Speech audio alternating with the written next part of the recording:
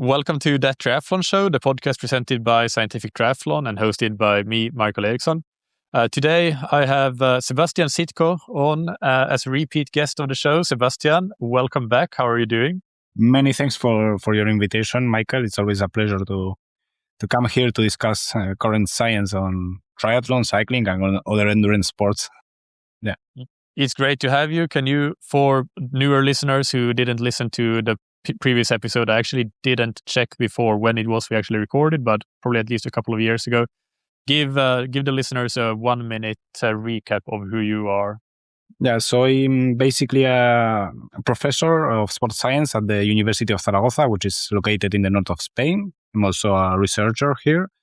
And I also have my own business where I coach mainly cyclists, specifically road cyclists, but also some triathletes and trail runners. And, I work with both pro and amateur athletes. All right, great. And what is your research focus? What type of research have you been doing yourself? In general, we are researching performance in road cycling and particularly all that can be related to power-based training. Yeah. And you have your book there. For people watching on YouTube, they can see your book next to you, Cycling 2.0. So some of the topics we discuss here today are inspired a bit from chapters you have in your book, but then in general, we will also discuss a lot of the science and practice, the how to go from one to the other, how they connect, and some specific topics, some maybe more meta topics about how to think about science in the practical aspects of training and coaching. So with that, an interesting question that I wanted to start with is, what for you are the top 3 specific findings from sport science that have most influenced you as a coach? I will answer with 3 different types of studies that influenced me quite a bit. First, we'll have this retrospective longitudinal studies that assess the evolution of performance of top performing athletes. As an example, we have papers of some of my colleagues like Fred Grab from France, who showed us the evolution of the famous cyclist Thibaut Pinot since he was a junior cyclist to a podium finisher in the Tour de France. Also, my colleague from Italy, Gabriele Gallo, who has shown us the characteristics of training of 5 podium finishers in Grand Tours. So these kind of studies are very interesting because there we can see what top performers are currently doing and what can we imitate, and also what we shouldn't be imitating as of now. Then the second type of study would be we'll talk about that later, I guess, but the head-to-head comparisons between interventions. So, for example, when you want to compare on-bike strength training versus off-the-bike strength training, what happens? So this kind of studies provide very interesting data specifically for short-term interventions. And finally, and this is not discussed a lot in sports science, but the studies that have no positive results or negative results are also very interesting because they show us, the ways that we shouldn't follow, at least as of now, because you may spend a lot of money and time there and obtain 0 results. So these 3 different topics. Yeah, and on that last one, I think it's also interesting that we have discussed previously in other episodes on the podcast about probably for every study that is published with a null result, there are quite a few that are still in the drawers and that were never published, but also had null results. So even one null result can be quite powerful if it's a topic that has only a few studies published. But I am going to challenge you to be a bit more specific on the first one. I think is a very specific example of that kind of longitudinal following of athletes. But in terms of a type of intervention study, pick an example that you think that, well, this is something that really has influenced you and that you are using in your coaching. And same thing with the null results studies, an example from there or something that for now you're not using because of that. Yeah, as for the last example, for instance, I had I got published a study like 2 years ago about core strength training for cyclists, which was a negative result. We showed that there is zero performance benefit from core strength training, and that's an interesting example of a negative outcome that models your approach to training. Because at the end of the day, we'll discuss that later, I guess, but you want to make the most out of the time, specifically with amateur athletes. You want to make the most out of the time they have available. So you are not going to waste their time on interventions that, as it is shown currently, seem to not work so well. No? So I think that would be a great example. And also, I think I have told you the studies by Gabriele, by Frederick Grab with Pinot. It's interesting because you can see that very different approaches to training and specifically to periodization may result in similar performance outcomes. Thus, in this case, a podium finish on a Grand Tour. So this models your approach to training because shows you that there is no one specific way that you can achieve great results, but you must be very careful that the program you want to suggest the athlete must be as good as possible for this specific athlete. And that requires both experience and also time working with the athlete to know him quite well. Yeah. And on that note, then, if we're talking about the Thibaut Pinots of the world, but as you said there, the example with the core training, with amateur athletes, you have to be really careful with, or you basically want your training to be time efficient because there's always a time limitation, even if it's bigger for some athlete than it is for others. But there's also that aspect of the amateur athlete not being as well trained as the pro athlete, not having the same deep depth of fitness. So do you think that there are some things that amateur athletes should absolutely not copy or, let's say, learn from what we hear about elite training? For example, on this podcast, I've had lots of coaches and athletes from that world, but are there things that athletes should be really careful with when it comes to that sort of information? I think that there is one very common mistake, and it's the fact that many amateur, especially the very proficient amateur athletes, are trying to recreate the same training characteristics, say volume, intensity, or total load, as the pros. And the problem here is that they cannot recreate the off the bike or off the sport world. So the context changes a lot. And if there's one significant difference between what a coach can do with a pro athlete and an amateur athlete, is the monitoring of training load. Because we know with a pro athlete that once he has finished his training, there is more or less, that's it. But in an amateur world, this guy will normally go 8 hours to the office or work in a factory, and then will have to play with his children for 2 hours, etc. And it's very difficult to monitor that. So if this guy tries to imitate the contextual specifics of what we do with the pros, normally will be burnout and quite fast. Yeah. So what is the practical takeaway there? Should you, if you have a certain amount of hours available, should you not even use all of those hours, or should you use them, but you need to dial down do less load than you think that you can handle within that time? What are the practical takeaways? Well, there are several takes. You can monitor your recovery, but in general, it's not that common that an amateur athlete can perform 25 hours of training per week and still go 8 hours per day to work. No, so that's not, at least that's not what I encounter normally. So normally you will have a guy who can train 10, 12, 14 hours per week, and is trying to, for example, I have seen some screenshots from training peaks of some World Tour riders, and you can see a CTL of 155 or 160 during the Tour de France, and there are people I have seen people discussing this on forums, trying to reach that level with their everyday job and their family and their background, etc. And of course, if they insist, they will be able to reach that CTL, but at which cost? Yeah. I'm not even talking here about the cost in terms of physical readiness for the next training sessions.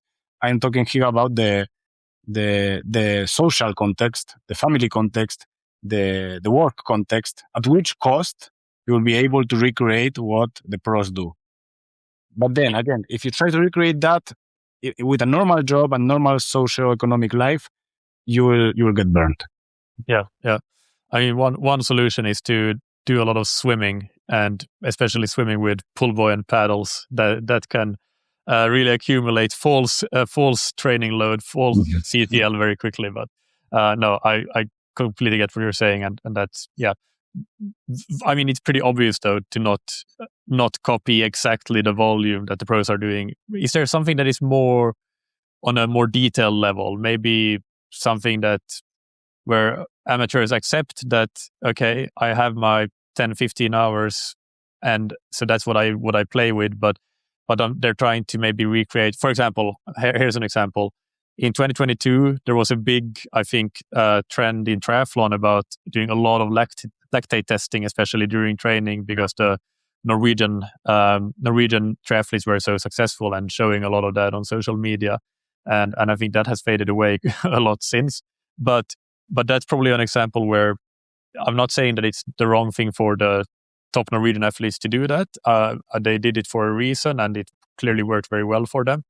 But I wouldn't recommend amateur athletes to do that as much, or like to a very limited scale for certain athletes. There are some contexts where it can be useful, but that's an example that I think of where copying the pros is probably not the way to go.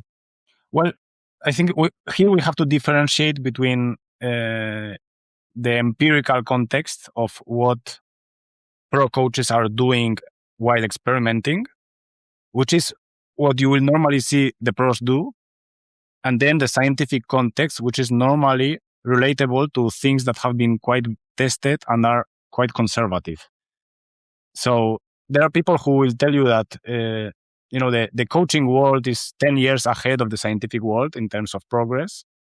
I disagree with that, because it may be true for experimenting stuff, but that doesn't mean that it works.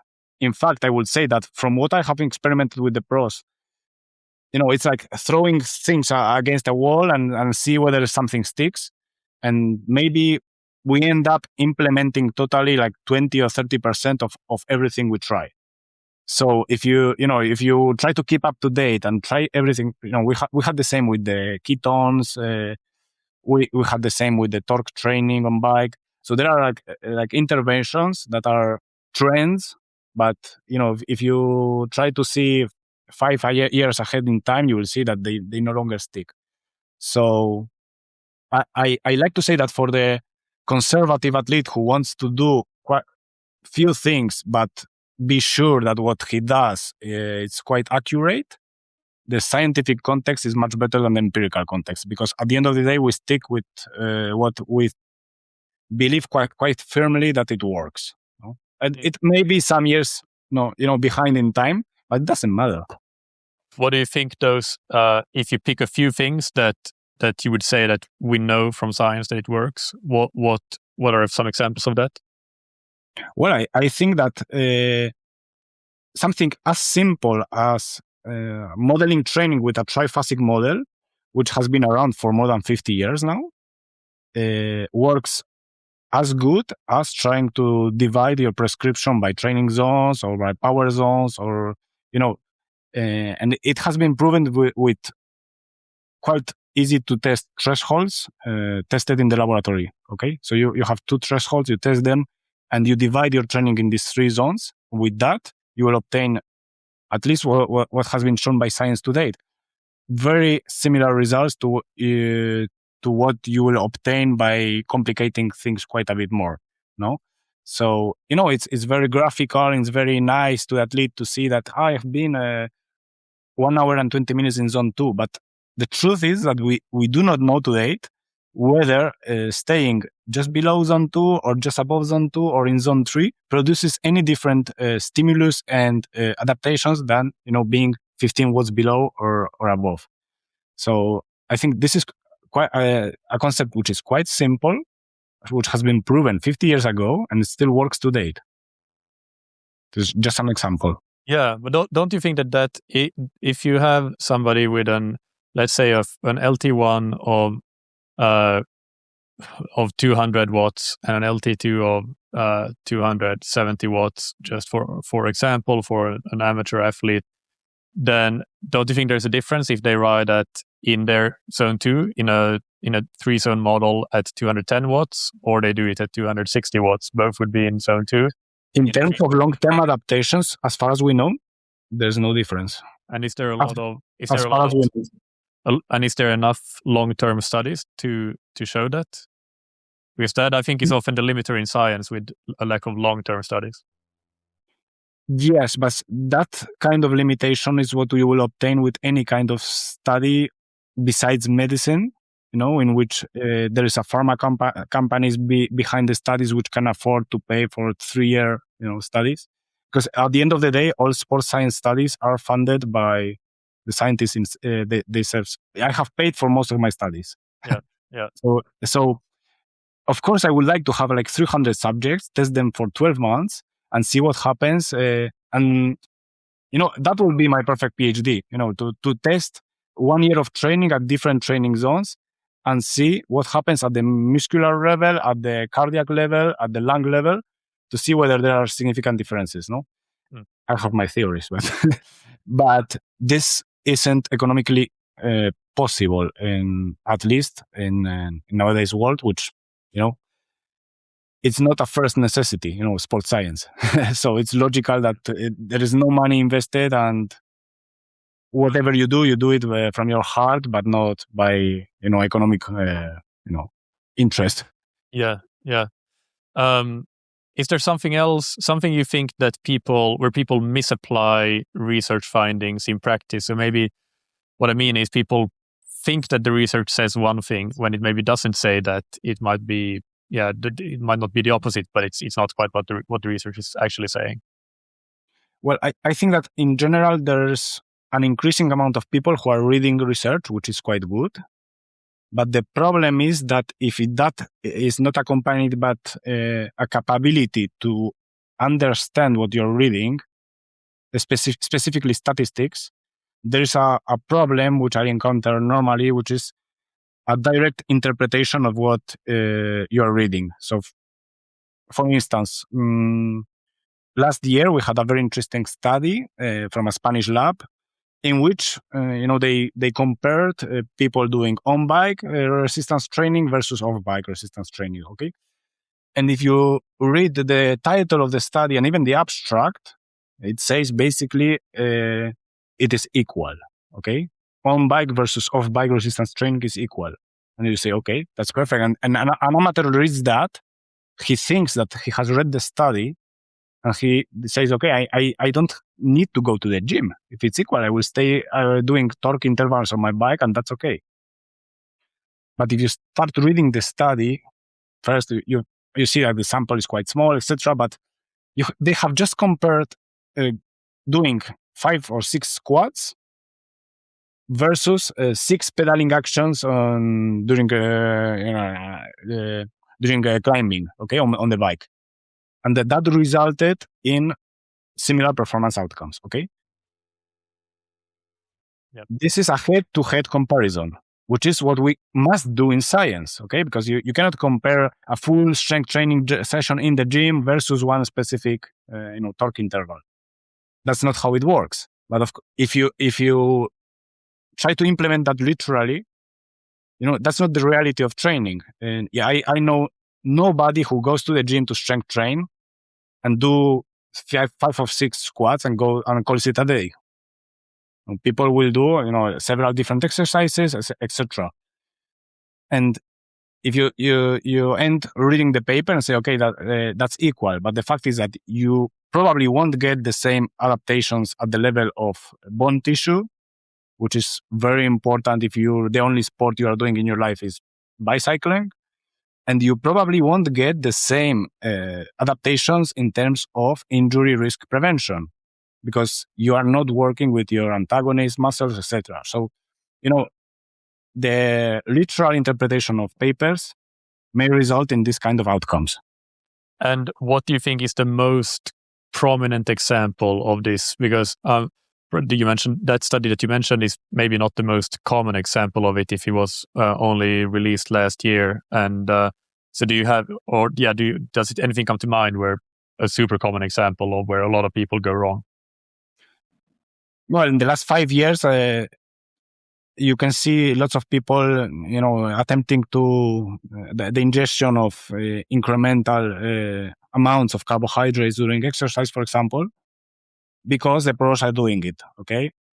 Of course, if your zone 2 training is at 300 watts and you are burning 1,300 calories per hour of exercise, and most of this is carbohydrates, and you train specifically your digestion to, tolerate that, you may even need that. That's okay.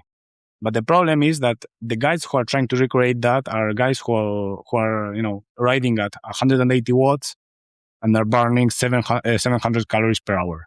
Okay? So this is a quite obvious example of, like attempting to do what has been tested in the pros, but this is a completely different population of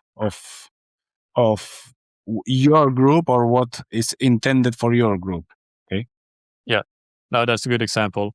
And leaving the science for a moment, just thinking about what people do in the real world in endurance sports, in cycling. Is there something you think is widely believed to be true about endurance training that you believe is wrong or misunderstood in some way?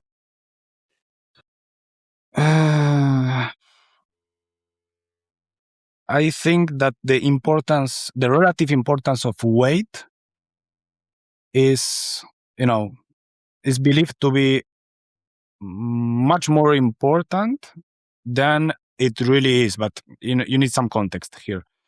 So, of course, if you are 10 kg overweight and this overweight is because of body fat, yeah, of course, you will be slower, either running or cycling, whatever. But in cycling, for example, this has been corrected in the last years, but in 2015, 2017, if you took a look at the riders, there was like extreme leanness, okay? But we are talking also about muscle mass here, okay? So complete leanness, you're combining like 4% body fat with, muscle wasting, so zero muscle mass. And what I want to tell here is that it doesn't matter that much if you weigh 2 or 3 kg more, if this is based on muscle mass that will help you in your sport, okay? Either running or especially cycling. Even cycling uphill, if you have more muscle mass that will help you in the pedaling action, normally you will produce more absolute power, okay? If you have more absolute power, you have more power to fight the aero restriction, okay? Which when you are climbing quite well, may be quite significant, okay? The power that you need to overcome the air resistance. So a rider that is a little bit heavier needs a lower watt per kilo to ride at the same speed, even when uphill climbing, than a rider that is a lower weight, okay? So, the message here is don't obsess with weight. If you want to obsess with something, try to create the amount of muscle mass that allows you to produce your best power. Okay, yeah. It doesn't matter if that results in 3 kilos more. Okay. Yeah, no, I think that's a good point. Moving on to a few specific topics that I want to discuss from the perspective of trying to square both the science and the practice side of things. Starting with periodization. What do you think? Is there strong evidence for any periodization models or various different ones. No periodization model has strong scientific evidence. And what do you think then about how the scientific world or scientific findings, how they compare to what is actually practiced in the real world? Well, first of all, your first question, as far as I know, there's no one specific model that results in better outcomes consistently. Okay, but the next answer would be it's very difficult to test for it because most of the evidence we have is retrospective. Okay, but even in that case, we have very nice papers. For example, I remember one with 2 gold medalists in rowing, 4 years apart. Okay, which their training distribution was periodization was assessed, and they saw that they had like completely different periodizations, and both won gold 4 years apart. So what that's a graphic example, no? But what were the different? How would you describe the 2 different models that they used? One was predominantly pyramidal, and the other one was mostly threshold training. Yeah. So that's more in terms of the training intensity distribution rather than the periodization itself. Yeah, and when we talk about ATR blocks or conventional periodization, it's almost similar. In the end, you will always get the same result, which is most of them spend most of the time at easy intensities, either at the start of the season or at the end of the season. We had that with several years ago with Team Sky. They attempted for several years like a reverse periodization. But at the end of the day, you will have, if you assess it longitudinally, you will have most of the time at easy intensity and specific blocks of high intensity performed in ideal conditions. Yeah.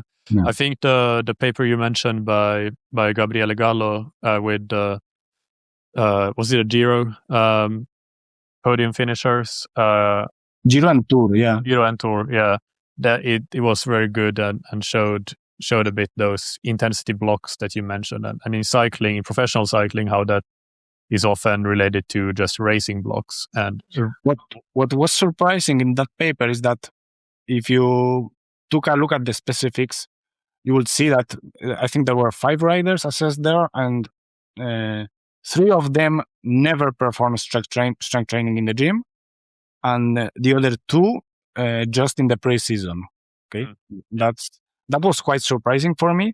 And another specific that was quite surprising was the amount of the average training volume per week during the year was less than 17 hours, which for me at that level was quite surprising. Yeah, definitely. What do you think then about periodization in practice? How do you think about periodization as a coach?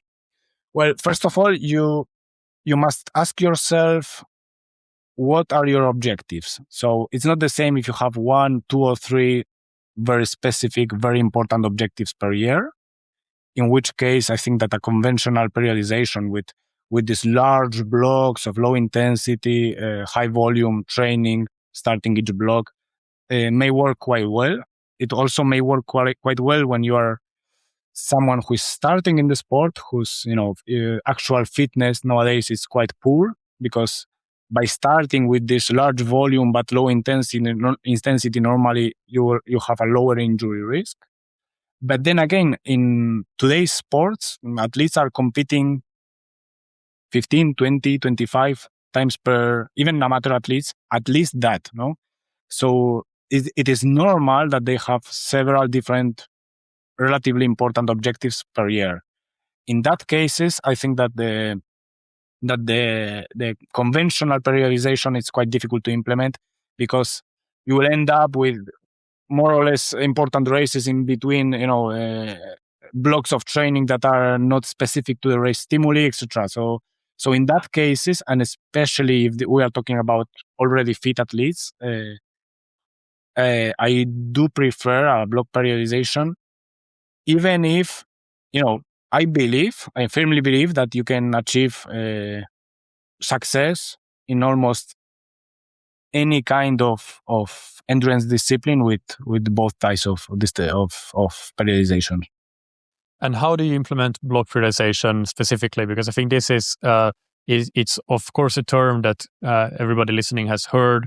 It comes up quite a lot, but I don't think everybody understands really how to implement it, or there are obviously different ways to implement it. But let's say you have a cyclist that has several different key races that are all important to them. Maybe one really important race in the spring, and one couple in the summer, and one in the fall. How do you then, if for that kind of cyclist, implement block periodization? Yeah. So to implement it correctly, I like to take into account two factors. Okay. First of all is whether something is very specific to the competition demand or not. And second, what's the detraining timing of the qualities that you are training with what you are attempting to train. I will put an example. Imagine that you, as you have said, you have a cyclist who is going to perform at several races during the year. Because the evidence is quite there, you know that strength training in the gym is quite good for them, okay? So, but the fact is it very specific to the motion required during the competition? I would say no. How long does the detraining last when you stop strength training? Okay. So it's quite long. I mean, if you stop completely in the gym for a month, most of your adaptations will still be there. So that tells you something. Okay. Just before the race, I don't need to train this because this is not very specific, and it can be stopped entirely, even far in advance. Okay. So these accumulation blocks during the ATRs can be used for that, for example. But you won't use this kind of stimulus during the realization phase, which is just before the competition, in which you prioritize specific actions and especially tapering before the competition. So how many weeks would you do specific race specific training? And other than strength training, what would the blocks before the specific training look like? Yeah, it depends a lot of basically how many races or how many relevant races that athlete has per year. But an average block, we're talking here about 8 to 10 weeks.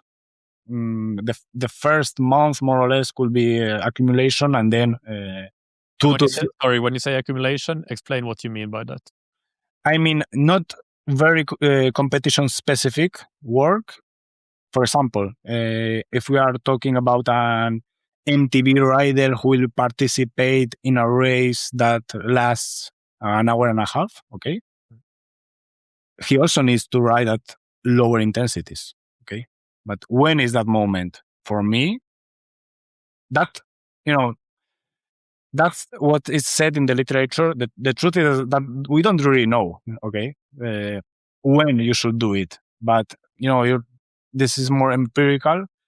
But I try to implement the non-specific work far in advance, because we also know that the adaptations of this high volume, low intensity work endure quite not quite as much as the strength training adaptations, but still quite long. And we know that because of the studies performed with the training. Okay, so this non-specific work is implemented normally during these accumulation phases. Then a little bit more specific and a lot more demanding work will be put in the transformation phase. And then the realization normally is just specific intensity boats that will recreate what you will encounter in competition with plenty of recovery, which will be the tapering for the race. Yeah. And if you have an athlete, like say an ultra cyclist, or you said that you coach ultra runners or Ironman athletes, people that are doing long races at lower intensities, then would you then use reverse periodization essentially, or how would you go about that? In my experience, I have encountered the most success with this type of athletes performing, I would say, 98% of the work below the first threshold. Okay. Yeah. I have attempted several different strategies there, and the most evident one, the most surprisingly logical one for me is the one that works the most. Yeah, the best. And why do you think that is? Not doubting it per se, but if you think about the model of performance even in let's say an Ironman, you would still have VO2 max would be important, and fractional utilization at your performance VO2, and then economy. So you can make a case, or I think I can make a case for you can get probably most of your economy training at low intensities. You of course you do get a lot of fractional utilization and even VO2 max training. But if you look at the research, then I would say that the research at least would indicate that you have to do some high intensity interval training to maximize your VO2 max potential. So that would go against the philosophy there of doing most of the vast majority of the training at a low intensity. Well, in this type of events, you can reach maximal potential with two different characteristics or strategies. Okay, and the 2% of work that I do with this at least is normally VO2 max. Okay, so I usually avoid completely threshold training. But in any case, last week I was talking with a very high performing Spanish marathon runner. We are talking here about 2 hours and 6 minutes in the marathon. Okay, and he has a surprisingly low VO2 max. How? What's the number? What do you think? 65? 66, 67. Which, normally when you are presented with the data, you would say, well, it's difficult to run as fast a marathon with that VO2 max. Okay.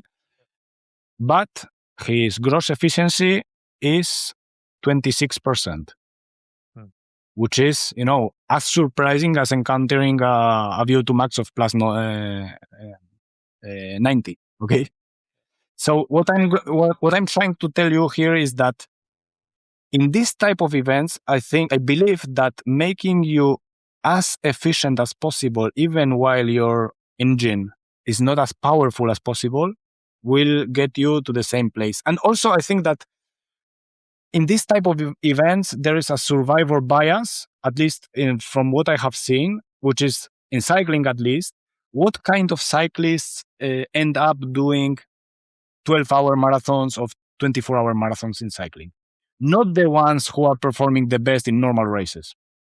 Yeah, true. That's a survival bias, which I believe is the case here. Okay, so you have people with quite, modest VO2 max, probably quite modest second threshold, which, won't allow him to perform well in more explosive, shorter races, 2-hour races, 4-hour races with, high intensity, extreme intervals. But then when we are talking about riding at the same pace for 8, 10, 12 hours, he can perform quite well. Yeah. And at least, this is my belief in these cases. No, I think that makes a lot of sense. I like that thinking, and it's I think that's what's interesting. But it's as you say, there are different ways to get to the same outcomes. But I'm on the one hand, I'm surprised to hear you say that, but also, there is some quite a lot of logic to it, and really interesting that you have tried different methods and see the best results with such a low amount still of that higher intensity work. But I think it makes sense, like you said, at the 2% that you do that's VO2 max training rather than threshold training, because you probably get, the low intensity training will translate much better to improving your anything up to threshold, but maybe not. Because in my experience, and sorry for interrupting you, in my experience in this kind of events, there are also other factors that are quite relevant that are normally not as well trained with, high intensity work. I'm talking about psychological resilience, for example, because if you have to ride for 8, 10, 12 hours at the same, even if it's relatively low intensity, but you have to ride at this intensity for 8, 10, 12 hours, by doing as much low intensity training and high volume as you can, you get quite well prepared for that. And I think that there are many cases, specifically in triathlons, where people who are much more fit than they believe they are end up failing because of this psychological resilience. Yeah. Well, let's take one more topic from the list of topics here that I had that I wanted to talk about from both the science and the practice standpoint. And let's do threshold training. What do you think about this from a scientific perspective? Training at or around your second threshold in this is what we're referring to here. So, or FTP, critical power, and what about the practice of it all? Is that something that you use in coaching much or not so much? Well, threshold as an intensity, yes, of course I use it. As a training intensity distribution in which I prefer this intensity over others, definitely no. I think that this intensity is quite expensive in terms of metabolic cost. So you need quite a lot of time to recover from it. And well, I think that I told you before that from what I have seen in the scientific evidence, there's no clear evidence supporting that, the distribution of intensity should be one or the other. The only clear evidence we have is that most of them spend most of their time at very easy intensity, okay? But, and this is just personal preference, I instead of spending most of the time at threshold, I prefer to, use a little bit of threshold, but much more in what you would call the severe or especially extreme intensity domains, okay? Which especially the extreme domain. Did you say that? I said severe domain and all these glycolytic efforts, okay? Yeah. Okay. Zone 6, even zone 7, in the 7 intensity zone. Yeah. But that's personal preference. If I'm sure that you will ask, some of my colleagues, and they will answer differently. So, yeah. And I don't think that I'm being the most reasonable here, and neither they are. But what is your rationale for not using it that much by the sound of it, or at least compared to what many others are doing? My empirical evidence says that this kind of sessions, threshold sessions, leave you so tired, at least from the feedback I obtained from my athletes, is that it leaves you so tired that it's difficult to even try to perform the next days a low intensity session correctly. Okay. Do you think that has something to do with, this is my empirical evidence, that might have something to do with athlete phenotype? So somebody who is a bit more glycolytic and naturally a higher W prime, higher proportion of fast twitch fibers, even though I've never measured that with an athlete. So that's more a guess. Yeah, we can discuss that if you want, because that, of course, it's interesting to calculate your critical power and W prime, but that the result you get with W prime depends a lot on how you test critical power. Yes, it does. But when you always do it the same way, then at least you get consistent results for you and for your athletes. Yes, but if you do 2 tests or 3 tests or 4 tests, okay, even if the result is the same in the absolute amount, okay, because you test with 2 tests or 3 tests consistently, you are profiling. You are profiling,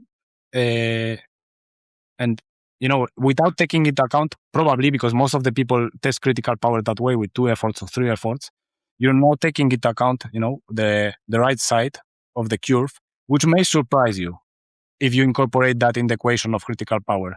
And try to do that, and you will see that the absolute kilojoule value that you get above critical power will be quite different. And if you chose one over the other, you will categorize the rider completely differently. Yeah, well, I don't think that the W prime is necessarily the most important measure either for categorization. I think you can almost just tell when you get to know a rider or a triathlete by how they perform in different types of sessions, what their personal bests are in different different durations on the power duration curve or different events. Like what is their 1500 PB if they're on a 1500 on track versus their 10K versus their marathon, those sorts of things. So it can also be very more subjective. But my question comes back to I tend to see, or I think I see a trend where the people that are more fast twitch dominant, they're better on that shorter side of things, that they have a very high fatigue cost from threshold training. But the ones that are much more on the slow twitch side of things have a lower fatigue cost. That's not to say that it's insignificant and that it's the best, but I do think I see a kind of a polarized reaction to that type of training based on what the athlete profile is, regardless of how you use exactly to how you profile the athlete. Yeah. My answer also comes back to my previous answer, is that the problem with categorization, specifically when we do them with type of fiber, is that to date, we are not completely sure whether we can first really change type of fiber with predominant with training, and second, we don't even know exactly what happens at the level of recruitment with effort, especially after fatigue. So you can end up categorizing someone as twitch fiber, but if you took a muscle biopsy after 4 hours of effort, which we don't do, you could be quite surprised with the pattern of recruitment you get there. So I'm not, as you can see, I'm not a very, huge fan of of this kind of categories, because, and here I have to acknowledge my ignorance, but from the evidence I have seen to date, I'm not quite sure what happens there. Well, how about this? Like, I also don't really care about the muscle fibers because I've never had any one of my athletes tested about the muscle fiber. But if you talk about a steep power duration curve, somebody who can perform really well at short durations versus a slow power duration curve. So we're just looking at the performance outcomes. Is that a valid way of profiling athletes? And do you think that profiling athletes in that way, potentially you get insights into what type of training they might respond to? Well, we're talking about a durability curve, I guess, here. No, just a normal power duration. Well, I guess it's implicit, but just a power duration curve in general. And I guess normally a lot of people don't have very valid max efforts when you go to long durations. But so you see more information, I think, in the first 20, 30, 60 minutes. Yeah, the problem is that for the first testing, I use that, but afterwards, what you are interested in is with the performance that he will try to achieve in the specific demand of the competition, which is, depends a lot of the race you're training for. But at the end of the day, I'm not as interested as, in his 5-minute power in fresh state when we are attempting to win the Liège-Bastogne-Liège. Okay. Yeah. So yeah, it's good. It's good. You have improved that, but I believe that you must test always. If you are attempting to win or compete in a specific race, you have to test under racing conditions. Okay. So I'm always preferably interested in what happens in these conditions. So no, I wouldn't say I profile that way and select the preferred training, distribution based on what I see on the initial power curve. No. Okay. Moving on then, you had a lot of interesting topics in your book. So I'm going to let you choose one that you think the listeners will find really interesting and share some of your thoughts on that and especially some key practical takeaways. Well, there are 32 different chapters in the book, so and lots of talking about training, but I will choose one specific topic that is not as much about training as it is about life decisions. So I will talk about opportunity cost, which has his own chapter in the book. Okay, so every endurance athlete has to, decide what to do, where to spend his money, and all these kind of decisions that are, you cannot go back. So if this season, if you decide to spend most of your time training in zone 2, you cannot reverse that, and after 6 months try to change completely your periodization. It won't work. If you have $2,000 to spend, you can spend them on a new bicycle or a new set of wheels, but you won't get again this €2,000 to spend on another thing. No, so this concept of opportunity cost, it's very important, especially for the amateur, because as we understand it, the pro has unlimited time and money to spend on all sport related stuff. And I think that the opportunity cost is super important for the amateurs, because they have, it depends on the case, but most of them have a huge time restriction, and most of them have also, a monetary restriction. And for instance, I will put an example. If a guy comes to me and, bought his first bike yesterday and wants to train, I will say to him that I prefer that he doesn't start working with me, and I prefer to use his first $200 to spend it on the biomechanical study, because this will make him ride, comfortable. He will enjoy riding. He will put on the miles, and after 3, 4, 5, 6 months, he will get much stronger than if I, train him for several weeks. So this is just a simple example of what's the meaning of the opportunity cost. No, so tell me your ingredients, and let's do the best recipe with it. And this specific chapter in the book talks about that in each one of the moments that you have in your sporting career.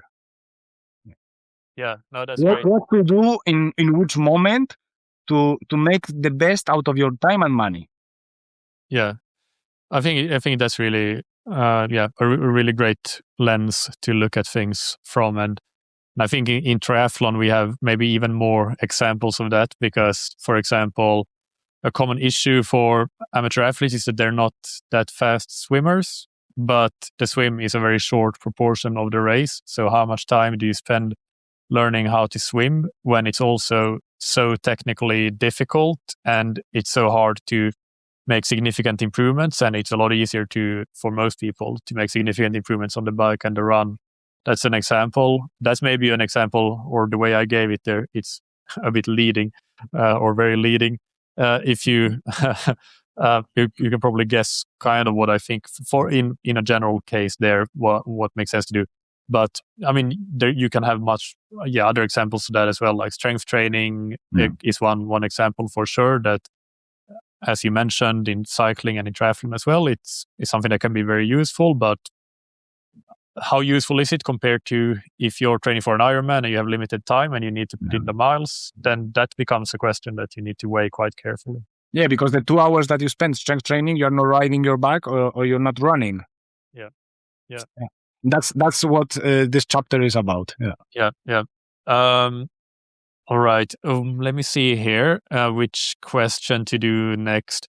So I'm going to jump ahead a little bit. You already alluded to this one, your ideal PhD program. You kind of answered the question, but if you answer it again, if you could design an ideal PhD program, so that would consist of multiple studies where you try to really move training knowledge, training science forward, what would you do? I think that we have two very important questions that remain unanswered. One is whether slightly different intensities produce different adaptations, over time, or over long time periods. Because as I explained before, in science, we are very limited in the amount of time we can spend performing a study, because you have to recruit people who are willing to train the way you tell them, which, by the way, is not the best way to train for them. But they have to do that for 2 or 3 months, and they have to, do it religiously. So, if you can achieve a sample of 30, 40, it's extraordinary in sports science. So imagine if you need a sample of 300 subjects and you need 9 months for an intervention. It's an entire season in which they will be working probably not the best way they could. So it's quite difficult to get people to volunteer to that kind of study. But if I had unlimited amount of money and subjects and time, I would definitely test at different training intensities over a very long period and see what happens at the level of central and peripheral adaptations. I'm talking here about what happens at a cardiac level, what happens at a muscular level, okay, after a long time. And also whether there are really great changes in performance, but we have discussed this before, no? Whether you're running at 180 watts or you're running at 205 watts, okay? Yeah. So which groups would you, if you had unlimited subjects, so how would you set up the different groups of intensities? Because you said you want to do them very close to each other, but maybe if you also want to compare people doing only low intensity training with some people that are more focused on like high intensity training, would you always have a baseline of low intensity training in the program? Like you do your base, I don't know, 10 hours a week of easy. No, because that will contaminate the study because you get adaptations from the low intensity training. I will just use intervals of that specific zone. For me, the most interest is located just below the first threshold and just above, okay? Because the zone 1 in power zones is completely irrelevant. I mean, we already know that this active recovery doesn't, it's not stay at home, watch a movie, but you don't have to go out and drive for an hour. So we are talking about zone 2 in power zones and zone 3, So just this surrounding this first threshold. And also, I would love to see a comparison between threshold work and, or above critical power. So we are talking about zone 5. That would be the most interest for me, yeah. And how would you, by the way, I'm going to come back to that question or that thing about zone 1, because I want to hear more about that. But would you control the training in these different intensities by kilojoules, or just how would you have any kind of control there, or what would the control be? You have to make it relative to the how do you say, internal load in these cases, okay? Well, but what? Okay. So how do you do that relative to internal load? As you do with training, first perception of effort, second, which is available to all athletes, heart rate, and third, power, and see whether it matches, because you will have athletes that report an RPE of 6/10 in a zone 1 plus, which doesn't make any sense. Okay, so we have to see that it matches. But in general, most of the studies that I performed before with this kind of interventions, we did it with power output and monitoring for heart rate. Yeah.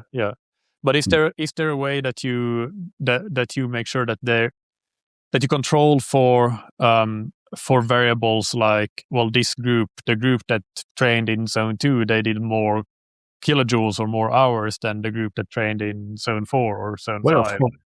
Of course, if you're training in zone 2, for example, and you weigh more, normally your power output will also be higher. So the kilojoules will also higher, but that you have to relativize it to your own level and to your own, in this case, weight. Okay, so I think that is not very relevant. It's like when we started to monitor durability with kilojoules, it was quite funny because it was like after 3,000 kilojoules, what happens? Yeah, but it's not the same 3,000 for a guy who weighs 50 kilos, who has been in the riding max power in the flat for 4 hours before Mont Ventoux, than the guy who is 75 kilos who is riding in zone 2 plus. Yeah. So that's important to relativize it. Yeah. And you said you had theories for what you think might happen with things like the cardiovascular adaptations, the muscular adaptations. So what are your theories? My theory, at least surrounding this first ventilatory threshold, imagine that we get, it won't happen, but if we could get it, I guess that after 8 or 9 months of intervention, you will get quite similar results. Yep. Quite similar. I mean, maybe there's statistical significance, but when you look at the effect size, yeah. Well, that's what I would also think, but and that's where, because if the intensity is similar, then the threshold is maybe a bit of it leads people to think that something is drastically different on one than the other, but that's questionable, at least from an empirical. Yeah, but even if you're even riding at 180 watts versus 210, it gets quite, it gets much harder, especially specifically after several hours. So you could believe that the amount of work you have performed will result in much greater adaptations, but still, with this difference in mind, I still believe that the outcome in performance will be quite similar. Well, that's why I would ask about controlling for kilojoules, even though there are also limitations to that, or kilojoules per body weight, perhaps. But per body weight, it's the same as when you monitor for fatigue. Okay, because if you either do it with a metric that is relativized to your level, which could be even TSS, okay, or monitor it relativized to your body weight, but not with an absolute metric for people who are vastly different. Yeah. Because you might ride for 6 hours at 180 watts, but 5 hours at 210 watts. And then even though the extra duration would even out perhaps the energy use per output, and then also perhaps the training effects. But that's what would be interesting to study for sure. Yeah. So coming back to that question about zone 1 then, or you said that it's pointless. You should stay on the couch instead. So I think that's going to that are not my words. That are words of Stephen Seiler. Oh, is it? And I completely agree with him. Yeah. I explain why. Because one thing is subjective recovery, okay? And another very vastly different thing is objective recovery, which is one and which is the other. The subjective recovery is how you feel, okay? It's the same as with all these recovery methods used by the pros, which have no evidence so far. Massage, for example, okay? If you, and we have studies on this, if you perform a test and then after the training session, you get a massage, or you get a active recovery, and the day after you perform another test, the guys who got the massage or who did the active recovery will say that they felt less fatigued or less pain or whatever you want.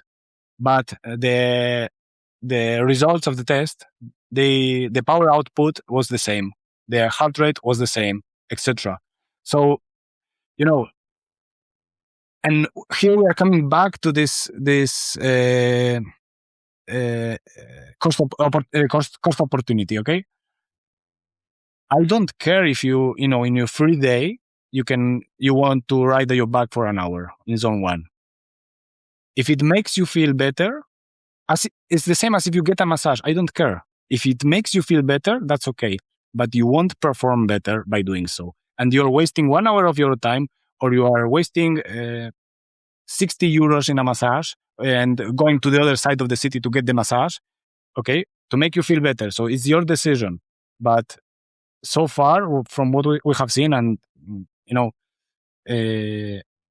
you don't get any adaptation from training in zone 1, and you don't get any recovery specific in terms of active recovery by doing your rides or runs. Is not common doing a run in zone 1, but performing your sessions in zone 1. Yeah. I mean, devil's advocate here. I I get it. I agree in some ways, and I disagree in other ways. One example there is that I think in cycling it does make quite a lot of sense. I think it makes more sense than in triathlon and in running. Because in running the biomechanical stress is just completely different. So there, I think that I think anecdotally you see that still like a lot of runners do use zone 1 because to stay injury free for one thing, but and in triathlon I think it's more that the overall training volume is so high that you're limited by a bit by energy output and energy intake. And in cycling, you don't have those limitations. So I think it makes sense that more of your training, your endurance training, can be in zone 2. But my one devil's advocate argument there would be, what if you, especially for an amateur, you're not as well trained as the pros. You don't have all the time you don't have all the opportunities to recover. You might still have a very good FTP. Let's say you're at 340 watts for FTP, and but you have a weekend ride, and you have the opportunity to go out and ride for 6 hours. So should you then ride for 6 hours at least what is 60% of 340 watts? That's let's say 210 plus watts or 55%, at least 210 watts. But if with an FTP of 340, you said? 340. Let's say at least 190 watts in that case. 190 to 100 watts. Right. Yeah. Would you do that even for a very long ride, or would you think that that's very important? Or I'm not saying that you should go out, and I also don't think that you should go out and do that at 140 watts. But I guess as a coach, what would I do there? I would probably just say go out and ride, and then they might end up riding at 170 or 200, 210, and whatever they do, it's fine really. But it's more the duration that is the stimulus there rather than the intensity itself. Well, I have done quite some experiments with different type of results, but one of those experiments was riding at these extremely low intensities for many hours as a means for attempting training for ultra distance in cycling. And normally you would expect at the intensities we have talked before, in the case of this guy you commented, 180 to 100 watts at least, after several hours you will get at least some cardiac drift, for example, or his RPE will be higher progressively, etc. And what I got after riding for 7 hours at 150 watts, it was something like that, there wasn't even cardiac drift. So and do you really think it's the best use of your time to ride 5-6 hours at that intensity, even if that was the case that it produced any kind of adaptation? And I talked specifically about active recovery, which is you have your free day. In my advice in that case will be stay at home. Okay. Yeah. No, I agree with that. I don't. Yeah, I'm not talking about active recovery. No, I'm talking about endurance training in general, your low intensity training, where, for example, how I name my power zones, I don't call it zone 1 active recovery. I call it easy endurance, and I call zone 2 steady endurance. So there's even a difference there.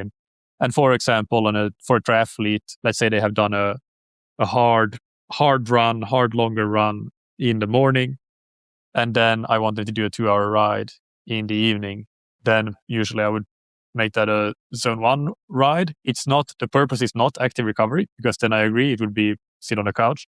The purpose is to accumulate volume. It's to still stimulate endurance adaptations. But in a double session, probably what you will get, because of what was induced by the first session of the day, probably what you will get is maybe an external load. You are in this easy endurance, as you call it, but probably if you ask about internal metrics associated to this, external load will be quite higher. Yeah. Okay. So I guess maybe specifically about central adaptations, maybe we are getting something there. Yeah. Okay. Yeah. No, I just wanted to. I was talking, to be clear, I was talking about active recovery. Okay. Yeah. If you have 1 hour of your time, please don't ride in zone 1. Stay at home. If you only want to recover, stay at home. Yeah, no, I agree with that. That's why I completely removed the term active recovery, or almost completely removed active recovery from my vernacular, because I just think that passive recovery is better than active recovery. There is activity or recovery, but not Yes. both. Yes. I want to ask one more question about more related to science and more so on the perhaps more theoretical or academic side of things. But I had, and it was quite an interesting episode that a lot of listeners commented on, Joe Warren on, who talked about the replication issues that they have found in sports science, and that is not unique to sports science, but also in other fields. And basically, his message was also that it doesn't mean that you should throw the science out and that it isn't good and or that all of it is bad or anything like that. But what is your take on that? Have you been following that discussion, and how would you view it?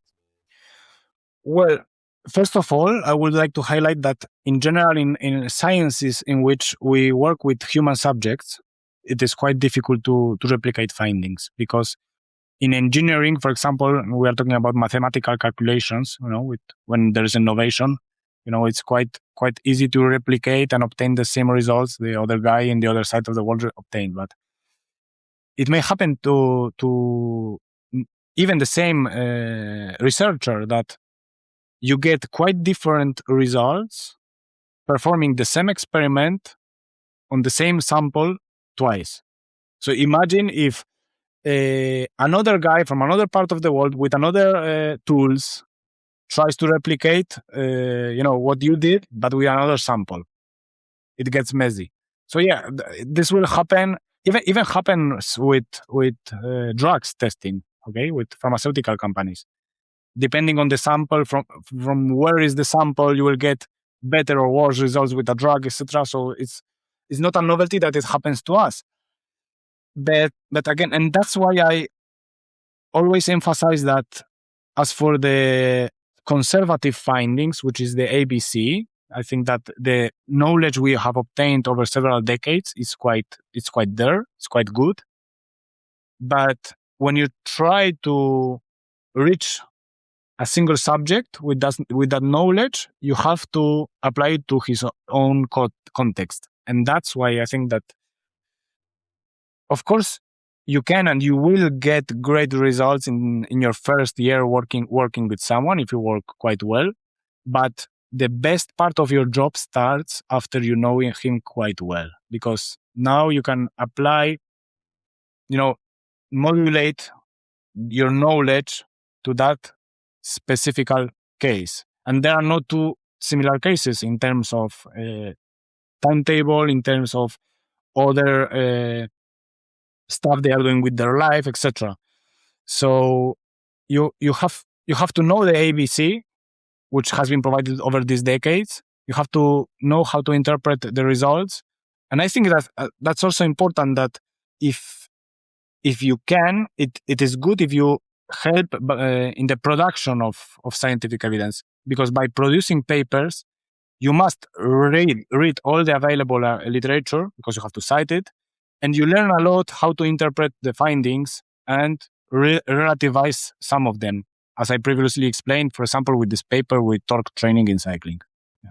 Yeah, that's good. And definitely makes sense. Right? It does make it does highlight that you cannot just go and read a couple of abstracts and then use that to do some kind of science-based training. Because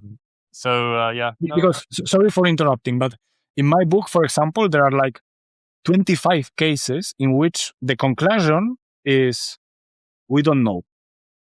So these are the facts as we know them today. Probably if I write the same book after 5 years, it will be different. But the knowledge reached this, and I explain, we have these possibilities. We do not know if this, or for example, the periodization, we do not know which one is better. So you have to tell it. Yeah. But would you advise coaches and especially coaches that are they're reading the science, they're trying to stay up to date on it, but would you advise them to be cautious with how with applying things directly, if it's a topic that hasn't been studied so much. And I guess you already kind of answered it, but I'm asking the question again to clarify. Well, first of all, you have to. It's okay if it has been published in a journal, but you have to see where has it been published, because it's not the same, like first quartile journal versus some kind of journal in which you can pay and publish everything you want. Okay, so there are differences there. Then even after that,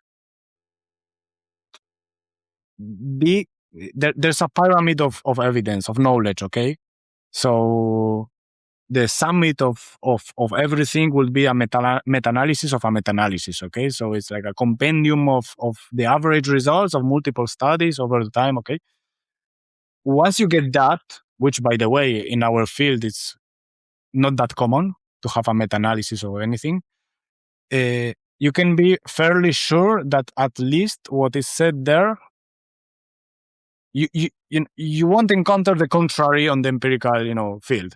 So normally it will be maybe not B, but A or C, but it won't be W. Okay.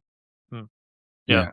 I mean, one example with you said about the journals not all being the same. The recent example that came up is the study about from Tim Noakes and colleagues with carbohydrates, and suggesting that 10 grams of carbs per hour could basically be a similar performance level as higher carb intakes. And that article was published in endocrine reviews. It wasn't published in a sports science journal.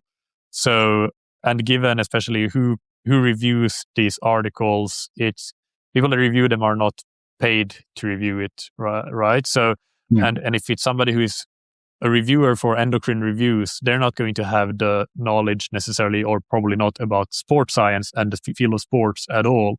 So from a just purely metabolic physiological perspective, what is written in the article might make sense. And that's maybe why an article like that can, I'm not saying that it wouldn't have been published in sports science art journals, but it makes it a bit easier to get, you can basically get anything published that you want in one way or another. I must be the devil's advocate here. I'm not a big fan of Tim Noakes, but the truth is that he has published several very relevant papers over time, not as related to our field as to endocrinology in general, but I do think it is a good paper, and I do think that it is an interesting and well-founded perspective, which, it's contrary to what we are believing currently, but in some sense, it's complementary. And I think that it is important that, the truth is not set in stone here, okay? And probably somewhere in the middle, probably, as most of the times, okay? So I think that it is important that relevant people are putting their perspective on the picture out there. And I'm not surprised that it was published, because I do believe it's a good study. Even if I disagree with some of the stuff is there inside there, but I do think it's a good study and an interesting and different perspective. So I would be upset if it wasn't published, because the main reasoning behind sports nutrition is against what Tim believes currently. Okay, and we can get the same about cholesterol, for example, in medicine and the role of statins, etc. If you go with the mainstream belief, you can get published very easily. But if you try to put in the light a different theory, it's much more difficult. I do believe that different theories, if they are substantiated in good facts, must be put out there to be criticized. But that's fair. I think though that it would be better if those studies were still reviewed by reviewers, were like in an actual sports science journal. It doesn't have to be the top one or top two, but I think that would be better for the credibility of the study. But I think that's a good perspective. To tell you the truth, I do not know who was the reviewer. I do not know it. I don't know either. I'm making some assumptions there. Yeah, but that's another topic. But the fact is that I'm a reviewer for several of the mainstream, journals in our field, and the fact is that you spend an enormous amount of time working completely free. Okay, so at the end of the day, it's normal that it's difficult to get people to review studies if journals are making quite a huge amount of money and we are getting nothing. Yes. No, that's and it's clearly an issue. But maybe that's something that to not solve on this podcast, because that's not really what the main topic of this show is about. Let's finish off with something more practical. What are 2 things that listeners can implement that will improve their performance on the bike and that they most likely haven't thought about? So this excludes things like the usual answers that we get, which are consistency and sleep and those sorts of things. Yeah. Well, one that is not as commonly discussed as sleep or nutrition or training, supplementation with vitamin D. Okay, that's one thing that it's strange, to tell you the truth, because when you think about endurance athletes, you are thinking about people who are healthy, athletic, young, trained, and especially normally quite exposed to the sun. Okay, and what I get systematically is the people who are spending 6 hours per day riding their bike or running out there in the mountains with deficiency in vitamin D. Okay, so please test for it, and if you have a deficiency, which is quite common, especially I believe most of your viewers will be from the northern hemisphere and live in latitudes in which they don't get a lot of sun exposure. So test for it, because you may get surprised. And if this is already medical advice, but normally you should supplement, because we have a fair amount of evidence highlighting that its role in recovery, but also in mood modulating properties, which is very important for general life, but also for your sportive life. And that's, talking about opportunity cost, which is something completely cheap and easy to implement and can result in great gains, especially if you are deficient. That will be one. And the other, and I think that is the biggest mistake people in general are doing out there, is that they are trying to adapt their life to their training. And it should be vice versa. So what's your life? Like this. Adapt your objectives and your training to these circumstances. So if you have a family, if you have full-time job, maybe it's not the most logical step to try to prepare for a 24-hour ultra distance cycling event and try to perform your best there. Okay, because the amount of time you have to spend training for that event is contrary to your obligations in your real life. So see how are your circumstances, decide starting from there, and maybe this kind of objective is the most reasonable, and this kind of training for this kind of objective is the most appropriate for my circumstances. And that strategy normally results in the best outcomes in the long term, in the most satisfaction, and especially in the most adherence to training. Because if you try to prepare for an event that it's a mismatch to your lifestyle, you may last 2 months or 4 months or 6 months, but you won't last 6 seasons doing that. That will be my advice.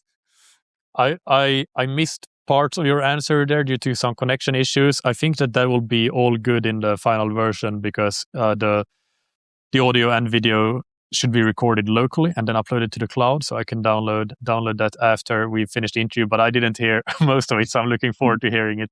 But I won't ask you to repeat it. Just one comment on the vitamin D answer is that it's also been linked to bone stress injuries or deficiency in vitamin D. So for people doing running, that's yet another reason to, as you say, get it checked. And yeah, most people probably do need supplementation. Yeah, I think that's great, Sebastian. Thank you for taking the time. Thank you for a lot of good discussions, good thoughts and perspectives. And just to finish off, where can the listeners find and follow you and your work? Yeah, you can find me at my website, sitkotraining.com, and also on my social media, which are all called Sitko Training. And don't forget to buy the book, even if you are a triathlete, because 80% of the knowledge there will also apply to you. So I think that's an interesting read for all of you, all of your listeners. So that's SITKO training.com. I'll put the links in the show notes. Thank you so much. It was great to chat, and hope to do you again another time. Yeah. Thank you, Michael. See you all. Bye.